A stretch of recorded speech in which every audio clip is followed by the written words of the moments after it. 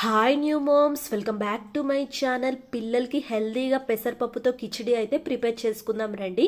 So దానికి కావాల్సిన ingredients అయితే ఇక్కడ 1 గ్లాస్ అయితే పెసరపప్పు తీసుకున్నానండి. అది ఒక బౌల్లోకి యాడ్ చేసి నీట్గా వాష్ చేయండి. ఒక 3 or 4 టైమ్స్ ఇలా నీట్గా వాష్ చేసుకున్నాక దీంట్లోకి అయితే ఫ్రెష్ వాటర్ అయితే యాడ్ చేయండి.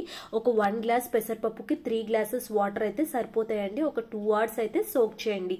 సో 2 hours తర్వాత చూడండి పప్పు బాగా మెత్తగా అయిపోయింది కదా. ఇప్పుడైతే కుక్కర్లోకి యాడ్ చేసేసుకుందాం. నెక్స్ట్ అయితే దీంట్లోకి వెజిటేబుల్స్ యాడ్ చేసుకుందామండి. నేను ఇక్కడ క్యారెట్, బీట్రూట్ అలాగే పొటాటో అయితే పీల్ తీసేసుకొని ఇలా చిన్నగా చాప్ చేసి పెట్టుకున్నాను. సో అన్నిటికీ పీల్ అయితే తీయండి, పిల్లలకైతే అప్పుడు ప్రాపర్ డైజెషన్ అయితే ఉంటుంది. సో ఇవన్నీ కూడా కుక్కర్లోకి అయితే యాడ్ చేసేసుకోండి.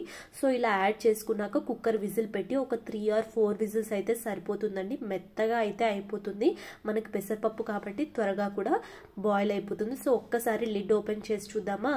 సో చూడండి ఎంత మెత్తగా అయిపోయిందో. సో పిల్లలు తిని కూడా చాలా ఈజీగా ఉంటుంది కదా. ఒక్కసారి మ్యాషర్తో అయితే ఇలా మెత్తగా అయితే అనేసుకుందాం. చూడండి ఎంత మెత్తగా అయితే అయిపోయింది కదా. పిల్లలు తిని కూడా చాలా టేస్టీగా ఉంటుందండి. సో పిల్లలకి ఎప్పుడైతే తినిపించేటప్పుడు గోరువెచ్చగా ఉన్నప్పుడు దీంట్లోకి ఇలా గీ అయితే యాడ్ చేసి పెట్టండి, చాలా టేస్టీగా ఉంటుంది. పెసరపప్పులో ప్రోటీన్ ఉండడం వల్ల పిల్లలకు కూడా చాలా అంటే చాలా బెనిఫిట్స్ ఉంటాయి. అలాగే పిల్లలకి వెజిటేబుల్స్ కూడా చాలా హెల్దీ అండి, వాళ్ళ గ్రోత్కి కానీ వాళ్ళ డెవలప్మెంట్ కానీ. సో ఇలా అయితే పిల్లలకి కిచిడి అయితే చేసి పెట్టండి, చాలా టేస్టీగా ఉంటుంది. సో ఇలాంటి రెసిపీస్ కోసం నా ఛానల్ అయితే సబ్స్క్రైబ్ చేసుకోండి. Bye, thanks.